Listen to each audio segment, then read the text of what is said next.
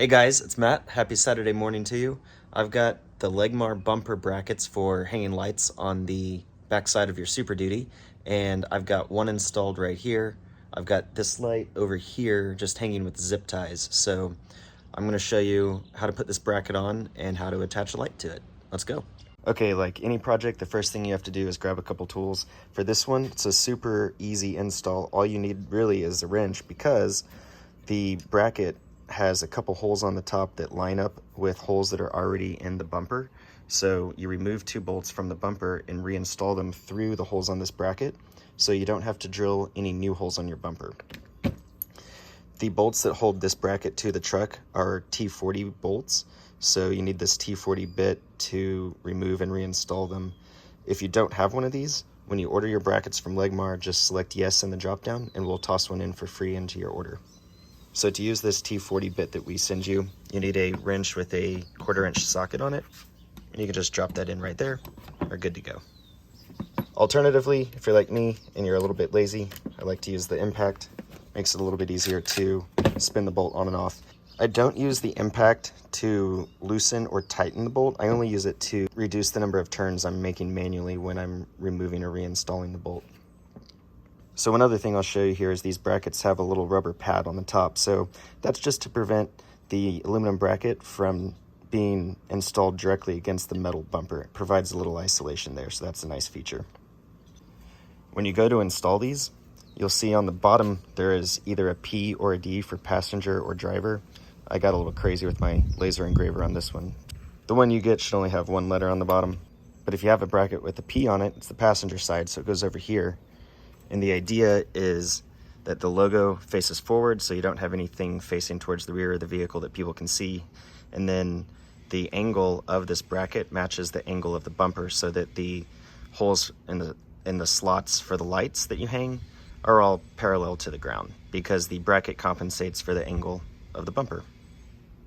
So when you install this, it'll sit like that, nice and level. Okay, so I'm here under the bumper, and I want to show you the two bolts that you need to remove. They're these two bolts right here.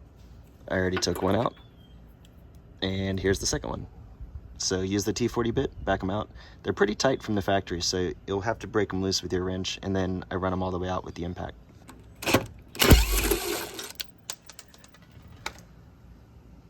Man, that bolt went all the way over there. All right, so I've got my passenger side bracket designated with a P on the bottom. Show you where these bolts go through. Just like that.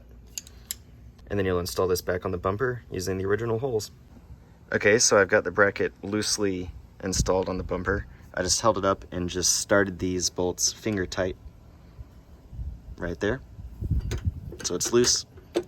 And now I'm going to tighten it down.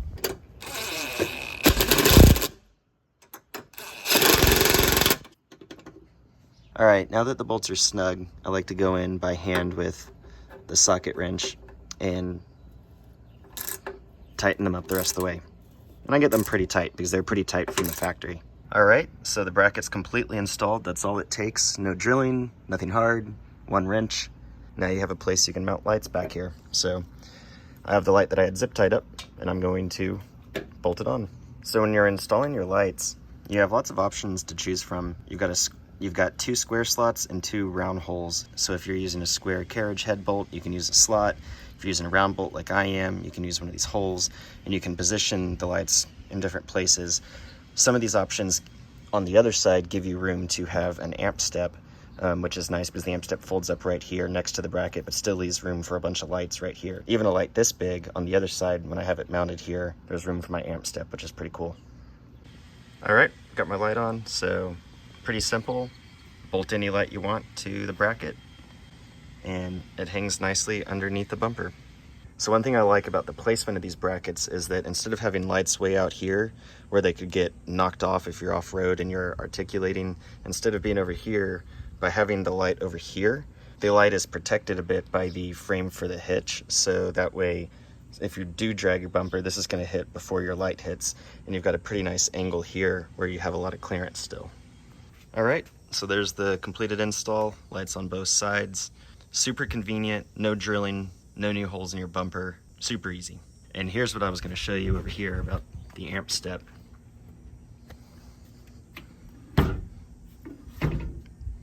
lots of room because this bracket is offset a little bit from where the holes in the bumper are, so that gives you space between the hitch frame and the amp step to put a wide variety of lights right here. And if you're interested about lights that are compatible, I tested several. If you look on the Legmar website for these bumper brackets, we have a list of the lights that do work here with the amp step, and you can see pictures for all of those being tested. All right, we are done. Brackets are installed. That was super quick. Now it's time to go find an adventure for the rest of the weekend. If you want to get a pair of these brackets for your Super Duty, you can either click the link below or head over to legmar.shop and you can order a pair today. Hope you have an awesome weekend. Bye.